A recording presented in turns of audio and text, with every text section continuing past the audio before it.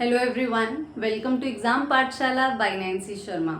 आई hope आप सभी अच्छे हों और आपकी प्रिपरेशन बहुत ही अच्छी चल रही हो। अपनी प्रीवियस क्लास में हमने प्रोनाउन की डेफिनेशन पढ़ी, उसकी टाइप्स पढ़ी, जिसमें से हमने 2 टाइप पढ़ ली हैं, पर्सनल प्रोनाउन और पॉजेसिव प्रोनाउन। अब नेक्स्ट जो हमारी टाइप आती है that is reflexive pronoun. Reflexive pronoun और एम्फेटिक प्रोनाउन दोनों के एग्जाम्पल सेम ही चलते हैं, लेकिन दोनों में एक माइनर सा डिफरेंस होता है जो हम सीखेंगे आज की क्लास में। तो सबसे पहले हम शुरू करते हैं रिफ्लेक्सिव प्रोनाउन से।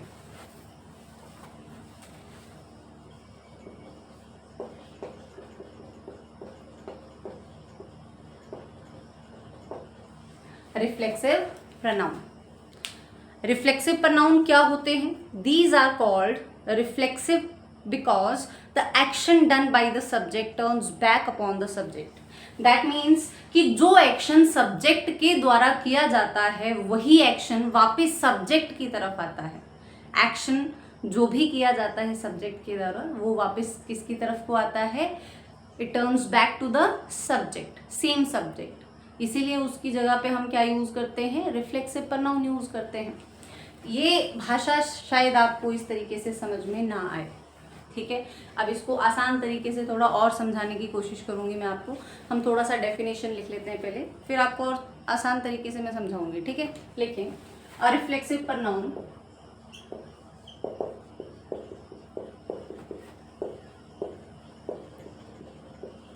A reflexive pronoun is that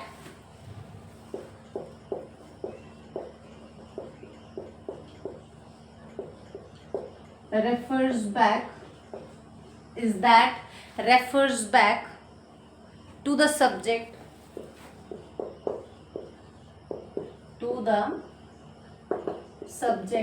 of the sentence.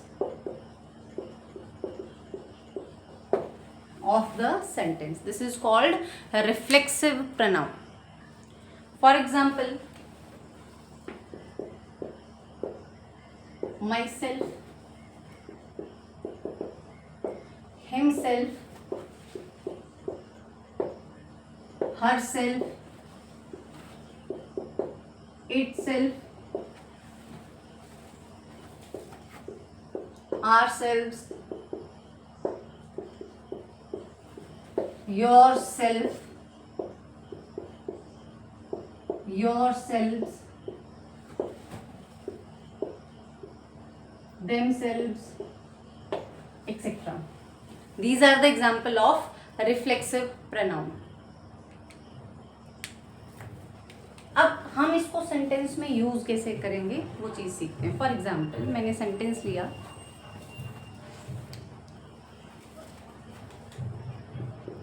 he blamed himself. He blamed himself. अब इस वाक्य में हम देखेंगे कि किस तरीके से रिफ्लेक्सिव प्रोनाउन हम यूज कर रहे हैं। जैसे फॉर एग्जाम्पल में he blamed himself, तो यहाँ पे ये क्या है? सब्जेक्ट। सब्जेक्ट में हमें पता है नाउन भी हो सकता है, कोई प्रोनाउन भी हो सकता है, राइट।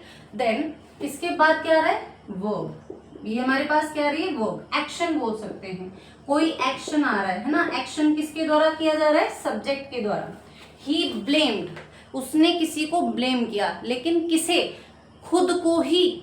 ही ब्लेम्ड, जो पर्सन है, जो सब्जेक्ट है, वो कोई एक्शन कर रहा है, लेकिन वो एक्शन वापस उसी पर्सन के ऊपर है। वो एक्शन किसके ऊपर जा रहा है? वापस सेम पर्सन के ऊपर, सेम सब्जेक्ट के ऊपर वो एक्शन जा रहा है। तो दैट मीन्स कि आगे जब हम किसी भी सेंटेंस में कोई एक्शन सब्जेक्ट के द्वारा जो किया जाता है वापस उसी सब्जेक्ट की तरफ आए, तो उसमें हम क्या यूज करते हैं? Reflexive pronoun. और जिस सब्जेक्ट की हम बात कर रहे हैं वही उसी के अकॉर्डिंग हम रिफ्लेक्सिव प्रोनाउन यूज करेंगे। तो यहाँ पे ये क्या हुआ? Action reverse to that subject, ठीक है, टू द सेम सब्जेक्ट। यहाँ पे लिख रहे हैं हम एक्शन, और ये क्या हुआ? To the same subject. इसीलिए हम यहाँ पे क्या यूज कर रहे हैं? रिफ्लेक्सिव प्रोनाउन यूज कर रहे हैं। अगर मैं इससे भी आसान भाषा में समझाऊं तो आप इसको इस तरीके से समझ सकते हैं कि जहाँ पे भी आपको रिफ्लेक्सिव प्रोनाउन यूज करना हो सेंटेंस में, अगर रिक्वायरमेंट आ रही है कि आपको जो है रिफ्लेक्सिव प्रोनाउन यूज करना है, ठीक है, तो आप हमेशा किसके अकॉर्डिंग यूज करेंगे? सब्जेक्ट के अकॉर्डिंग। सब्जेक्ट में ही है तो यहाँ पे हिमसेल्फ आएगा, अगर यहाँ पे शी होता तो यहाँ पे हर सेल्फ होता, अगर यहाँ पे वी होता तो यहाँ पे आर सेल्फ होता, आर सेल्फ होता प्लूरल में, ठीक है। तो इस तरीके से हम रिफ्लेक्सिव प्रोनाउन का यूज करते हैं। लेकिन ये तो था कि हम इस तरीके से चलो इसको याद रख सकते हैं, लेकिन इसको समझना ज़्यादा ज़रूरी है। अगर आप इसको समझ के करेंगे तो शायद ज़्यादा अच्छे तरीके से आपको लॉन्ग लास्टिंग वो चीज़ याद रहेगी। तो इसको आप ऐसे हमेशा याद रखो कि रिफ्लेक्सिव का मतलब होता है रिफ्लेक्स करना, वापस से कोई एक्शन आपकी तरफ को आ रहा है। बोलते हैं ना, जो कर्म करेंगे वही वापस आपको मिलेंगे, जैसा बोओगे वैसा ही पाओगे। ऐसी मुहावरे, ऐसी लोकोक्तियां, ऐसी कहावतें आप सुनते हैं और ऐसा होता भी है ना। जैसा आप कर्म करेंगे वैसा ही आपको फल मिलेगा, जितनी आप मेहनत करेंगे उतनी ही आपको सक्सेस मिलेगी, ठीक है, उतना ही रिजल्ट अच्छा बनेगा जितनी मेहनत हो पाएगी। तो उसी हिसाब से है यहाँ पे, जब सब्जेक्ट के द्वारा कोई भी कार्य किया जा रहा है, कोई एक्शन किया जा रहा है, वो रिफ्लेक्ट हो रहा है उसी सब्जेक्ट के ऊपर। जब सब्जेक्ट के द्वारा किया गया कोई भी कार्य वापस सब्जेक्ट के ऊपर रिफ्लेक्ट करे तो हम क्या यूज करते हैं उस केस में? रिफ्लेक्सिव प्रोनाउन का प्रयोग करते हैं। क्या यूज करते हैं? Reflexive pronoun. इस चीज को समझना इसलिए जरूरी है क्योंकि आगे आएगा हमारा एम्फेटिक प्रोनाउन, क्योंकि उनमें सेम एग्जाम्पल चलते हैं, तो दोनों में एक माइनर सा डिफरेंस है जो आपको बिल्कुल क्लियर होना चाहिए। आसान है, कोई मुश्किल नहीं है, पर पहले अगर आपको ये चीज क्लियर होगी तो आगे आपको वो चीज तभी समझ में आएगी, नहीं तो समझ में नहीं आएगा, ठीक है। मैं एक बार फिर से समझा रही हूँ। रिफ्लेक्सिव प्रोनाउन का मतलब है कि जहां पे सब्जेक्ट के द्वारा कोई एक्शन किया जाता है और वही एक्शन वापस सब्जेक्ट को रिफ्लेक्ट करे, ठीक है। जब सब्जेक्ट के द्वारा कोई एक्शन किया जा रहा है, ही ब्लेम्ड, लेकिन किसे ब्लेम कर रहा है? वो वापस उसे, अपने आप को ब्लेम कर रहा है। तो दैट मीन्स कि वापस यहाँ पे हम इसी को ब्लेम करने के लिए आगे क्या, ऑब्जेक्ट की जगह पे क्या यूज करेंगे? रिफ्लेक्सिव प्रोनाउन, ठीक है। जो क्रिया की जा रही है वो हमको कर्म किसमें दर्शाना है? उसी सब्जेक्ट के रिफ्लेक्सिव प्रोनाउन की फॉर्म में। रिफ्लेक्सिव प्रोनाउन का मतलब ही क्या है? रिफ्लेक्ट करना। जब आप हिम, हर, इट के साथ सेल्फ लगा देते हैं तो दैट मीन्स कि वो क्या बता रहे हैं? उसी पर्सन को रिफ्लेक्ट कर रहा है, उसके एक्शन को रिफ्लेक्ट कर रहा है। जब वो उसी के एक्शन को रिफ्लेक्ट करे तो उसको हम बोलते हैं रिफ्लेक्सिव प्रोनाउन। सब्जेक्ट के द्वारा किया गया एक्शन वापस उसी सब्जेक्ट को रिफ्लेक्ट करे तो उसके लिए हम क्या यूज करते हैं? Reflexive pronoun. जो सब्जेक्ट में होगा उसी के अकॉर्डिंग हम रिफ्लेक्सिव प्रोनाउन यूज करेंगे। अगर यहाँ पे शी होता तो यहाँ पे हर सेल्फ आता, यहाँ पे ही है तो यहाँ पे हिम सेल्फ है, अगर यहाँ पे वी होता तो यहाँ पे आर सेल्फ आता, ठीक है, दे होता तो देम सेल्फ आता, करेक्ट। चलिए आगे बात करते हैं। ये था अभी इंट्रोडक्टरी पार्ट जो हम सीख रहे हैं, ठीक है। आगे रूल्स आएंगे वो भी सीखने हैं, तो इसीलिए हम कह सकते हैं कि रिफ्लेक्सिव प्रोनाउन हमेशा सब्जेक्ट के अकॉर्डिंग ही यूज किए जा सकते हैं, ठीक है। किसके अकॉर्डिंग यूज होते हैं? सब्जेक्ट के अकॉर्डिंग, राइट।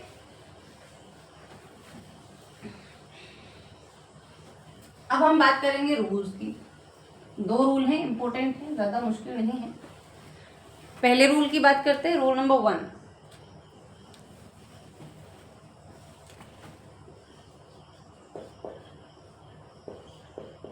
इंपॉर्टेंट है। क्या आपने ये वर्ड कभी सुना है?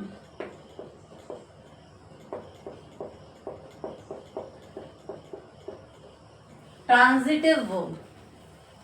ट्रांजिटिव वर्ब्स क्या होती हैं? एक होती है ट्रांजिटिव, एक होती है इनट्रांजिटिव।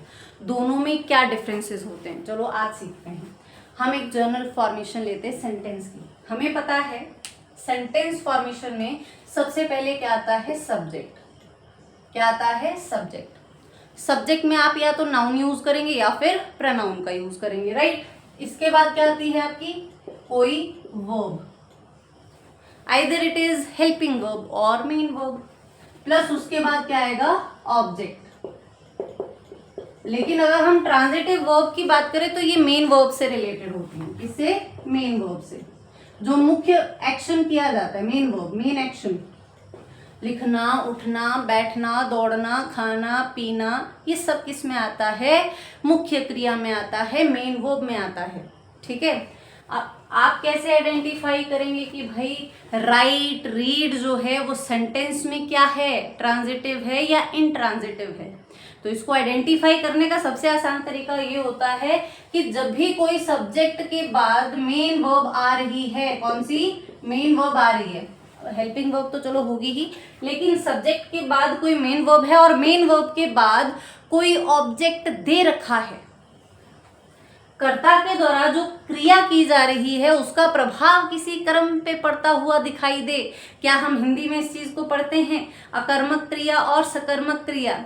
बिल्कुल पढ़ते हैं ना, वही सेम इंग्लिश में है। ठीक है, वही सेम है, आप वैसे याद कर लो चाहे ऐसे याद कर लो। ठीक है, तो अब मेन वर्ब के बाद अगर कोई ऑब्जेक्ट आ रहा है, दैट मीन्स कि ये मेन वर्ब क्या है, दिस इज ट्रांजिटिव वर्ब। और अगर सब्जेक्ट के बाद कोई मेन वर्ब है और मेन वर्ब के बाद कोई ऑब्जेक्ट नहीं दे रखा है, कोई ऑब्जेक्ट नहीं आ रहा है, क्रिया का प्रभाव कर्म पे पड़ता हुआ नहीं दिखाई दे रहा है, तो they are called intransitive verbs. हम ऐसे लिख सकते हैं, सब्जेक्ट प्लस वर्ब, लेकिन आगे ऑब्जेक्ट नहीं दे रखा है, तो ये कौन सी वर्ब्स होती हैं? This is intransitive verbs. ज्यादा डिटेलिंग में मैं यहाँ पे नहीं करवाऊंगी, ये वर्ब वाले सेक्शन में हम पढ़ेंगे इनट्रांजिटिव वर्ब। ठीक है, चलो छोटा सा मैं एग्जांपल दे देती हूँ। जैसे मैंने लिखा ही प्लेज,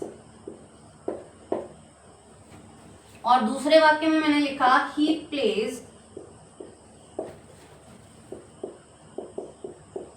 क्रिकेट। अब हमारे पास दो वाक्य हैं, ठीक है, दोनों में सेम वर्ब आ रही है, दोनों में सेम तरह की वर्ब्स आ रही है, इसमें भी प्लेज है और इसमें भी प्लेज है, लेकिन दोनों में डिफरेंस क्या है? एक में आगे ऑब्जेक्ट नहीं दे रखा है, वह खेलता है, लेकिन क्या खेलता है हमें नहीं पता, कर्म नहीं बताया गया, क्रिया का प्रभाव कर्म पे पड़ता हुआ नहीं बताया जा रहा है, मेन वर्ब के बाद कोई ऑब्जेक्ट नहीं आ रहा है, तो ये मेन वर्ब क्या कहलाएगी? This is called intransitive verb. इसको क्या कहेंगे? Intransitive verb. और सेकंड केस में अगर हम बात करें, दूसरे वाक्य में, ही प्लेज क्रिकेट, वो क्या खेलता है? क्रिकेट खेलता है, फुटबॉल खेलता है, बैडमिंटन खेलता है, जो भी स्पोर्ट्स वो खेलता है उसको मेंशन किया गया है।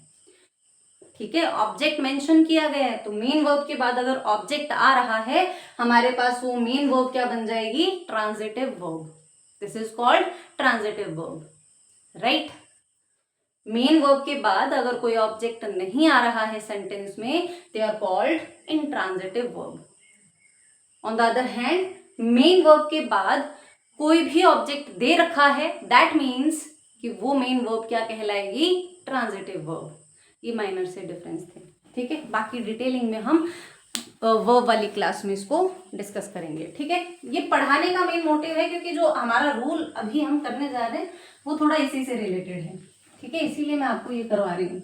तो अगर कुछ हमारे पास ऐसी वर्ब्स होती हैं जिनके साथ हमेशा रिफ्लेक्सिव प्रनाउन का प्रयोग किया जाता है, और रिफ्लेक्सिव प्रनाउन हमेशा ट्रांजिटिव वर्ब्स के साथ ही चलते हैं। किसके साथ? ट्रांजिटिव वर्ब के साथ, जनरली अगर हम बात करें तो। ठीक है, तो आप यहाँ पे लिख सकते हैं, रूल नंबर 1 में लिखें, some verbs need reflexive pronoun. Heading डालो, some verbs need a reflexive pronoun.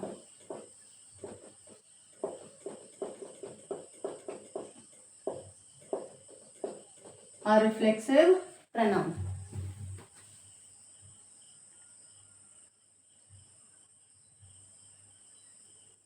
और करके लिख सकते हैं हम इसको, क्या हम इसे ऐसे लिख सकते हैं? कुछ ट्रांजिटिव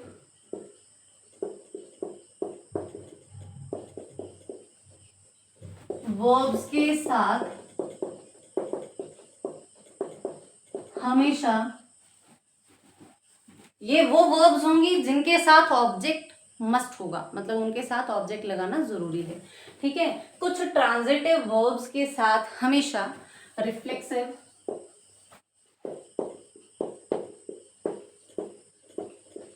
प्रोनाउन का प्रयोग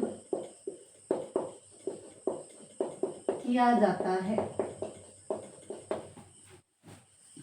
रिफ्लेक्सिव प्रोनाउन का प्रयोग किया जाता है। अब हम इसमें एग्जाम्पल लिखेंगे। कौन कौन से एग्जाम्पल आते हैं? Equity,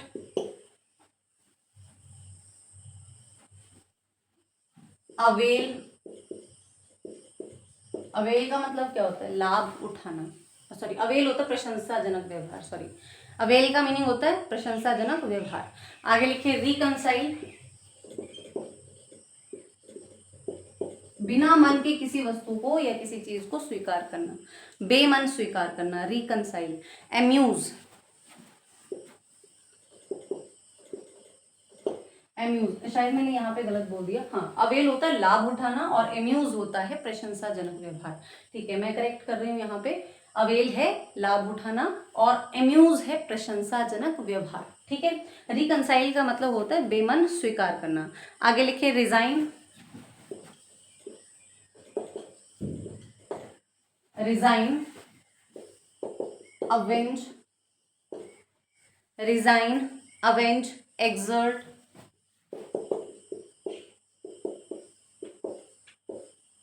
apply, adapt, absent, enjoy,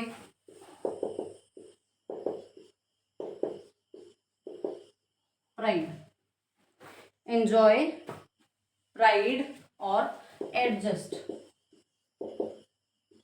इन शब्दों के साथ हमेशा रिफ्लेक्सिव प्रोनाउन का प्रयोग किया जाता है। ठीक है, इन वर्ब्स के साथ हमेशा रिफ्लेक्सिव प्रोनाउन का प्रयोग किया जाता है। राइट, चलिए अब कुछ एग्जाम्पल करते हैं।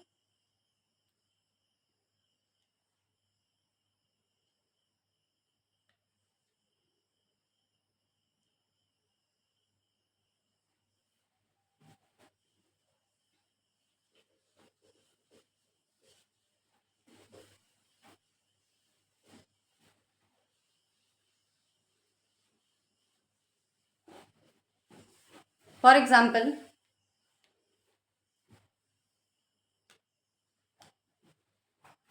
I absented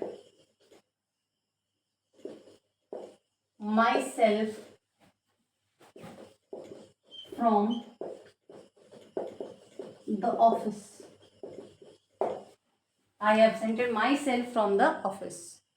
Here, अब देखो ये सब्जेक्ट है आपके पास, एब्सेंट, ये हमारे पास क्या है? दिस इज एक्शन, और आगे रिफ्लेक्सिव प्रोनाउन हम यूज कर रहे हैं। इसका मतलब ये हुआ the person who does the action and the person receiving the action are same. जो व्यक्ति एक्शन कर रहा है और जो व्यक्ति उस एक्शन को रिसीव कर रहा है वो दोनों ही सेम व्यक्ति हैं। आई एब्सेंटेड माई सेल्फ, मैंने खुद को ही क्या कर दिया? एब्सेंट कर दिया from the office.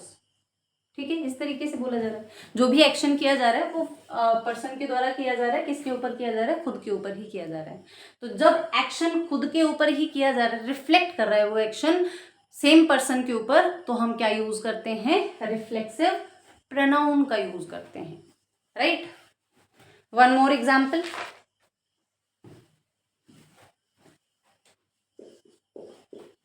You should avail, आपने इन चीजों का ध्यान रखना है। Absent, avail, pride, absent, enjoy. अगर आप ये वर्ब्स याद कर लें तो ये थोड़ा और आसान हो जाएगा कि 2 रूल हैं बस, उसमें आपने वही याद करने। जो वर्ब्स ऐसी हैं जिनके साथ हमेशा रिफ्लेक्सिव प्रनाउन यूज होगा, और कुछ वर्ब्स ऐसी हैं जिनके साथ कभी भी रिफ्लेक्सिव प्रनाउन यूज ही नहीं होता है। ठीक है, तो बस वो याद रखना है आपने। अवेल आ गया, अंडरस्टूड है। यहाँ पे अवेल के साथ आपको रिफ्लेक्सिव प्रनाउन यूज करना है, यू शुड अवेल। आगे अब यहाँ पे हमको रिफ्लेक्सिव प्रनाउन यूज करना है, तो क्या यूज करेंगे? क्या यहाँ पे इट सेल्फ आएगा, हर सेल्फ आएगा, हिम सेल्फ आएगा, या योर सेल्फ आएगा? यहाँ पे क्या आएगा? Your self. You should avail your self of this opportunity, right? You should avail yourself, spelling mistake हो गई,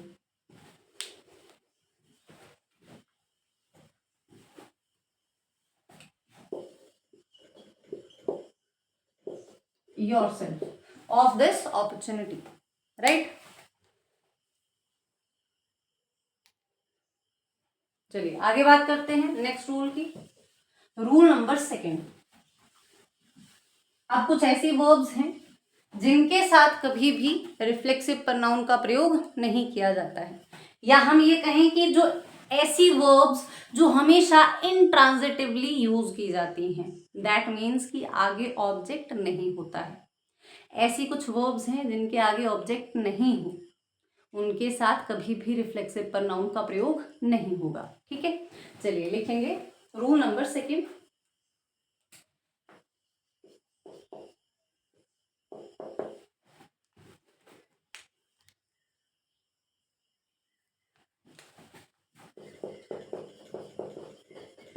इंट्रांजिटिव वर्ब्स, या और करके लिख सकते हैं वर्ब्स विदाउट ऑब्जेक्ट। कैसे लिखा जा सकता है? इंट्रांजिटिव वर्ब को यह भी कहा जा सकता है verbs without object. Intransitive verb या फिर वर्ब्स विदाउट ऑब्जेक्ट, इनके साथ क्या हम रिफ्लेक्सिव प्रनाउन का यूज कर सकते हैं? तो यहां पे लिख लो प्लस करके, don't use reflexive pronoun, don't use reflexive pronoun, right? अब इसमें एग्जाम्पल लिखते हैं कौन कौन सी वो वर्ब्स हैं। Keep, stop, turn, qualify, move,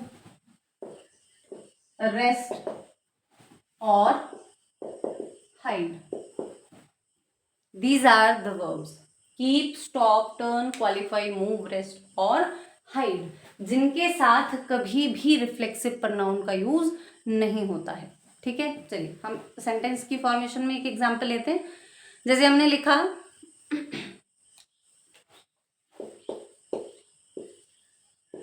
he kept himself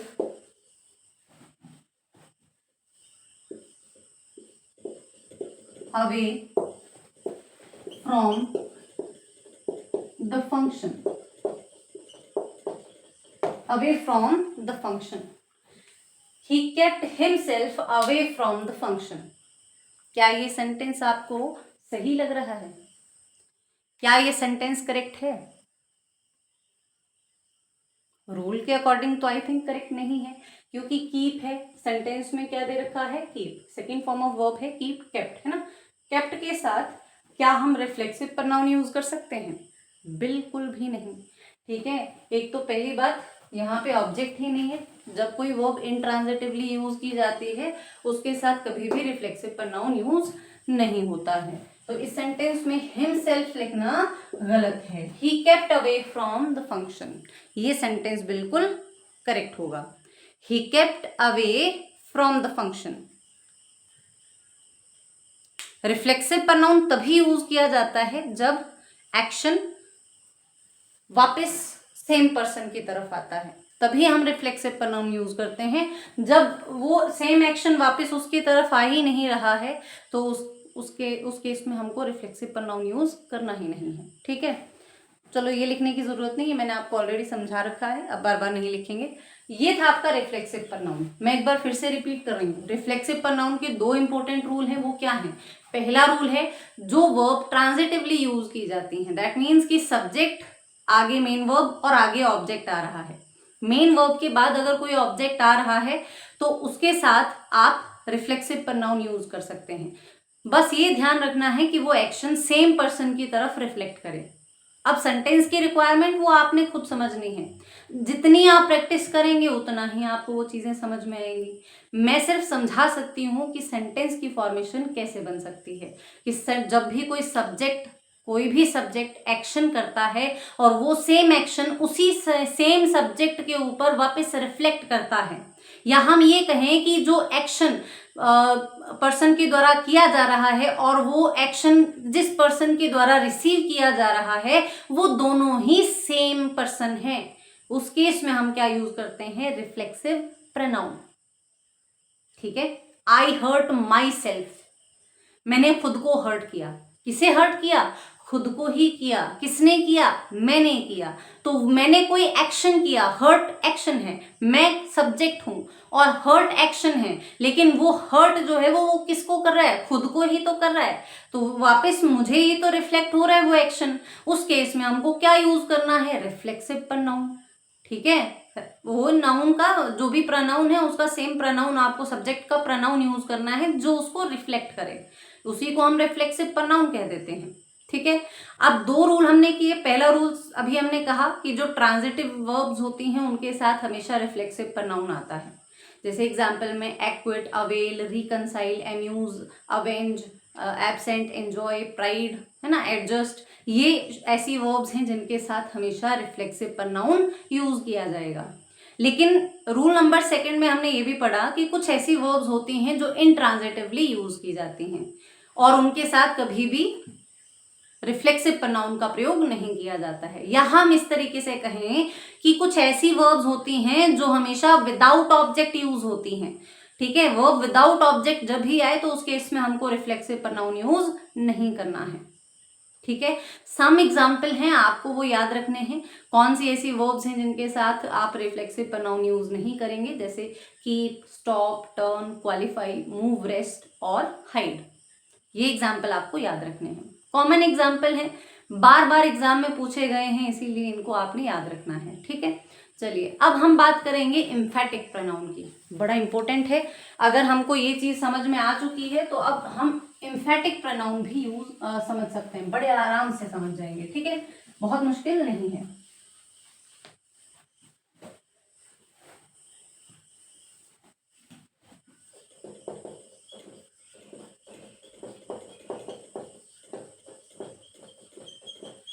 emphatic pronoun, अब एम्फेटिक प्रोनाउन क्या नाम से कुछ चीज क्लियर हो रही है? एग्जाम्पल तो सेम ही चलेंगे, my self, your self, him self, it self, them self, है ना, आर सेल्फ, सेम एग्जाम्पल हैं जो रिफ्लेक्सिव प्रोनाउन के थे। लेकिन दोनों में डिफरेंस क्या है? जैसे मैंने लिखा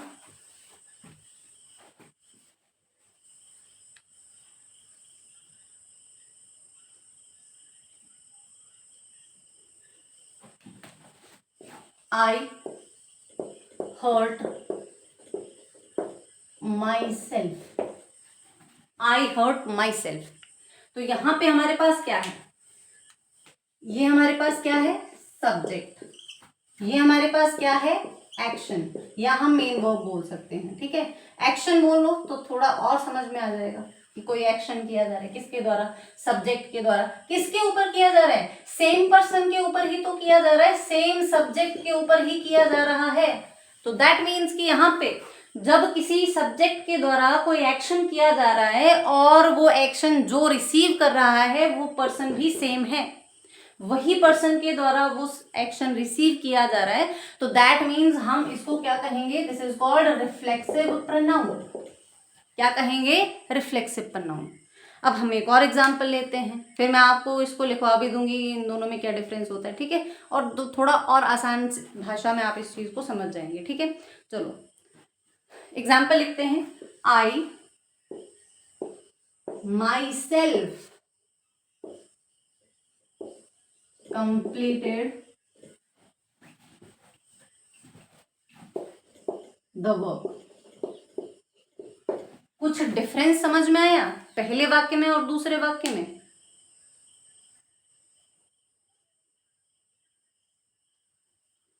यहां पे माई सेल्फ यहां पे क्या कर रहा है? It receive the action of hurt। It receive, myself receive the action of hurt। It receives the action of hurt, right? लेकिन दूसरे वाक्य में myself क्या काम कर रहा है? I myself। I को थोड़ा सा पॉज देके हम myself यूज कर रहे हैं। जब सब्जेक्ट के जस्ट बाद आप my self, itself, him self, her self in शब्दों का प्रयोग करते हैं, दैट मीन्स कि ये यहाँ पे क्या काम कर रहे हैं? ये सब्जेक्ट के ऊपर स्ट्रेस दे रहे हैं। जब myself, herself, itself subject के ऊपर स्ट्रेस दे, एम्फेसाइज करे, they are called emphatic pronouns. क्या यहाँ पे माई सेल्फ के बीच में कहीं कोई मेन वर्ब है? नहीं है, मेन वर्ब तो आगे आ रही है। जब सब्जेक्ट के जस्ट बाद ही आप my self, him self, it self use कर रहे हैं, सेम मतलब जो रिफ्लेक्सिव प्रोनाउन जो एग्जांपल थे वो यूज कर रहे हो आप, तो आई है तो यहाँ पे माई सेल्फ ही आएगा। यहाँ पे शी होता तो हर सेल्फ होता, ही होता तो हिम सेल्फ होता, क्योंकि सेम सब्जेक्ट को ही वो स्ट्रेस दे सकता है, ठीक है, उसी सेम सब्जेक्ट को ही एम्फेसाइज कर सकता है। तो इस केस में जब myself, itself, herself subject को स्ट्रेस देने के लिए यूज किए जाएं, ठीक है, myself only gives emphasise to that subject, I subject. तो here myself is called emphatic pronoun, this is called emphatic pronoun. Difference दोनों में थोड़ा सा तो क्लियर हुआ ही होगा आपके दिमाग में अब, ठीक है। जब कोई एक्शन सेम एक्शन रिफ्लेक्ट करता है सेम सब्जेक्ट के ऊपर, या ऐसे याद कर लो, सब्जेक्ट के बाद कोई एक्शन है और एक्शन के बाद आप my self, it self, your self use कर रहे हैं, मेन वर्ब के बाद आप ये वर्ड का यूज कर रहे हो, तो ये बन रहे हैं आपके रिफ्लेक्सिव प्रोनाउंस। लेकिन जब आप सब्जेक्ट के जस्ट बाद ही myself, itself, himself या हर सेल्फ यूज कर रहे हैं, तो they are called emphatic pronoun, क्योंकि वो सब्जेक्ट के ऊपर बल लगा रहे हैं, स्ट्रेस दे रहे हैं, ठीक है, इसीलिए इसको क्या कहते हैं? Emphatic pronoun.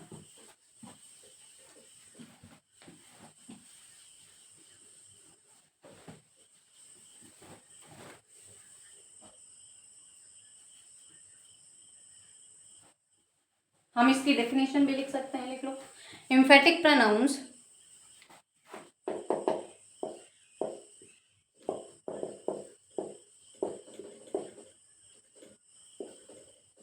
used to give special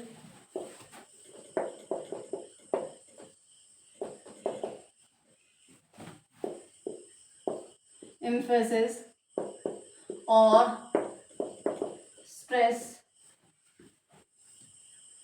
to a noun or a pronoun,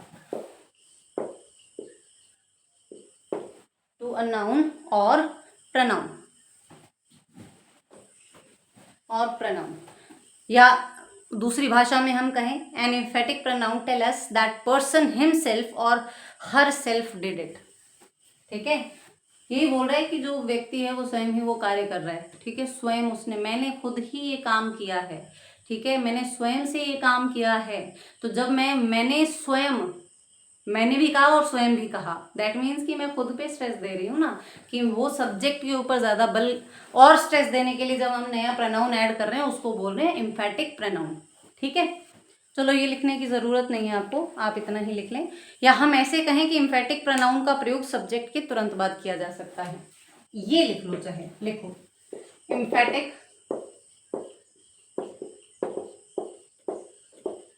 pronoun का प्रयोग सब्जेक्ट के तुरंत बाद किया जाता है, इसको क्या कहते हैं? Emphatic pronoun. अब एग्जाम्पल कर लेते हैं एक दो, फिर और थोड़ा आपको समझ में आ जाएगा। She herself cooked the food. She herself cooked the food.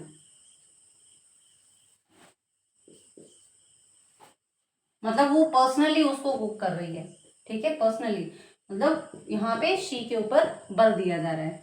He himself opened the door. He personally opened the door. ये भी बोल सकते हैं, opened the door. This is called emphatic pronoun. तो ये था आपका रिफ्लेक्सिव प्रोनाउन और एम्फेटिक प्रोनाउन। आई होप आपको ये चीज समझ में आई हो, दोनों में डिफरेंस भी क्लियर हुआ हो। रिफ्लेक्सिव प्रोनाउन हमेशा सब्जेक्ट को रिफ्लेक्ट करता है, उसके एक्शन को रिफ्लेक्ट करता है, जबकि एम्फेटिक प्रोनाउन वो प्रोनाउन होते हैं जो सब्जेक्ट के ऊपर स्ट्रेस देते हैं। ठीक है, तो आज के लिए इस क्लास में इतना काफ़ी है, बाकी करते हैं नेक्स्ट क्लास में। जो करवाया जाता है उसको ध्यान से पढ़ना है, रेगुलरली आपने क्लासेस लगवानी है और कोशिश करनी है कि अपने जो फ्रेंड्स हैं, अपने डियर वंस हैं जो कम्पिटिटिव एग्ज़ाम्स की तैयारी कर रहे हैं, उनके साथ इस चैनल को ज़रूर शेयर करें, सब्सक्राइब करें और लाइक भी ज़रूर करें अगर आपको क्लास अच्छी लगे तो। Thank you. जय हिंद।